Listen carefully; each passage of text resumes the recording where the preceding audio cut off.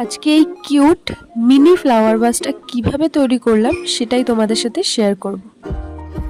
বাড়িতে পড়ে থাকা একটা পাউডারের ঢাকনা নিয়ে নিয়েছিলাম, একদম ছোট, আর তার উপরেই আমি ক্লে দিয়ে কাজটা করব।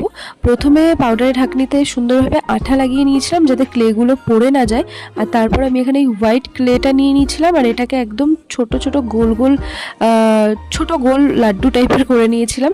আর তারপরেই এটা বিভিন্ন শেপের হতে পারে গোলগুলো, তো সেগুলোকেই আমি আঠার উপর গোল গোল করে লাগিয়ে দিয়েছিলাম। তারপরে একটা মুখ করে দিয়েছিলাম, দুটো বড় বড় কান করে দিয়েছিলাম, চোখ করে দেবো, নাক করে দেবো। সমস্ত কিছু করার পর এটা দেখতে কিছুটা এরকম হবে। আচ্ছা, তো যারা যারা ভিডিওটা দেখছো, ভিডিও দেখতে দেখতে কিন্তু সাবস্ক্রাইব আর ফলোটা করে দিও, ভুলে যেও না কিন্তু একদম। আর দেখো, বলতে বলতে তো আমার ফ্লাওয়ার ভাসটা রেডি হয়ে গেছে। অবশ্যই জানিও যে এটা কেমন হয়েছে। দেখা হচ্ছে পরের ভিডিওতে। বাই।